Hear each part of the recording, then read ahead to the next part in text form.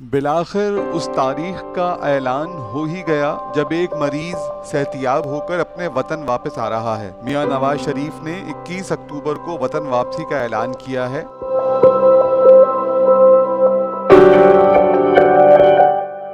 میاں نواز شریف کے 21 اکتوبر کو وطن واپسی کے اعلان کے بعد پاکستان کے سیاسی حلقوں میں ایک ہلچل کا سما ہے۔ مسلم لیگ نون نے اعلان کیا ہے کہ نواز شریف کا فقید المثال استقبال کیا جائے گا۔ مسلم لیگ نون کا یہ بھی دعویٰ ہے کہ ملک کی ترقی کا آغاز وہیں سے ہوگا جہاں نواز شریف نے سن 2017 میں چھوڑا تھا۔ لیکن کل ایک ٹی وی چینل پر مسلم لیگ نون کے سینئر نائب صدر میاں جاوید لطیف نے جانے انجانے میں ایک اعتراف کیا۔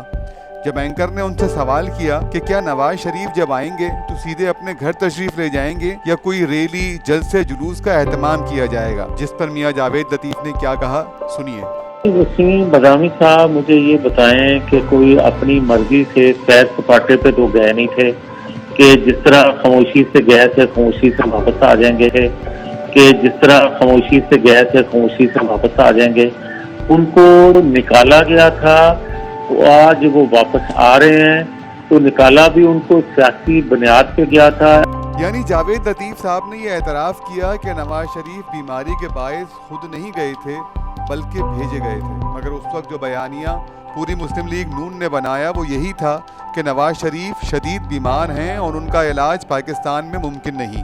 اسی پروگرام میں میاں جاوید لطیف نے ایک اور اعتراف کیا کہ گزشتہ حکومت اتحادی نہیں تھی بلکہ وہ ایک ارینجمنٹ تھا۔ انہوں نے کیا کہا، آئیے سنتے ہیں۔ پی ڈی سی ہے، ہم تو کبھی بھی ان کے اتحادی نہیں تھے، اور یہ جو 16 ماہ کی حکومت تھی، جو قومی حکومت جس کو آپ اتحادی سابقہ کہتے ہیں، یہ ایک ارینجمنٹ تھا اس شخص سے جان چھڑوانے کا جس کی وجہ سے 4.25 سالوں میں ملک تباہ ہو رہا تھا، اور جو اس نے کر دیا تھا وہ آنے والے جو وقت ہے اس میں بھی لوگوں کے سامنے چیزیں آئیں گی، اور 2-4 دن بعد کوئی صاحب جانے والے ہیں، ان کے جانے کے بعد ہی بہت سی چیزیں کھل کے قوم کے سامنے۔ یعنی وہ اتحاد نہیں، صرف پی ٹی آئی کی حکومت کو گرانے کے لیے ایک ارینجمنٹ تھا۔ دوسری جانب عمران خان کے خلاف تحریک عدم اعتماد پیش کرنے کے لیے اتحاد کرنے والی 16 جماعتیں انتخابات سے قبل ایک دوسرے پر مختلف الزامات لگا رہی ہیں۔ ایک بیان میں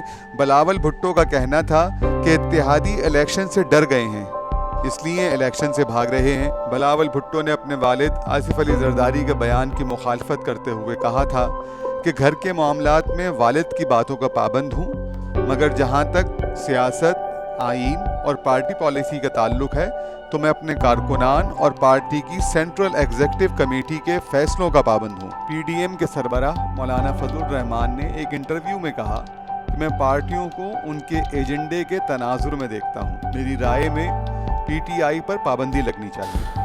دیکھیے، ویسے تو اصولی طور پر جو آپ کہہ رہے ہیں دنیا میں اصول تو یہی ہے، لیکن ممکن ہے میری رائے کو لوگ کوئی طرح انتہا پسندانہ رائے سمجھے۔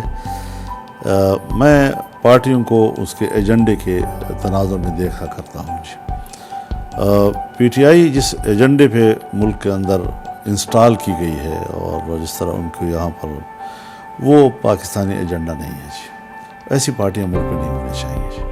اس وقت ہر سیاسی جماعت اپنے اپنے ایجنڈے پر عمل کر رہی ہے، لیکن قابل غور بات یہ ہے کہ پاکستان کے عام آدمی کے مسائل جن سے وہ روزانہ کی بنیاد پر نبرد آزما ہے کسی بھی جماعت کی ترجیحات میں نظر نہیں آتے۔ نون لیگ کا سب سے بڑا مسئلہ نواز شریف کی وطن واپسی ہے۔ پیپلز پارٹی کسی نہ کسی طرح اقتدار کا حصول چاہتی ہے تاکہ اپنے 20 سال کی کرپشن جو سندھ میں کرتی رہی ہے اس پر پردہ ڈال سکے۔ پی ٹی آئی اسٹیبلشمنٹ کو کسی نہ کسی طرح راضی کرنا چاہتی ہے۔ ایم کیو ایم اپنی کھوئی ہوئی پوزیشن پر واپس آنے کی کوششوں میں ہے، اور مولانا فضل الرحمان کا خواب ہے کہ کسی طرح پی ٹی آئی پر پابندی لگ جائے اور وہ الیکشن سے باہر ہو جائے، اور عام آدمی رات کو سوئے تو یہ سوچتا ہوا سوئے کہ صبح کیا ہوگا، اور دن نکلے تو یہی فکر اس کے ساتھ کہ دن کیسے گزارے۔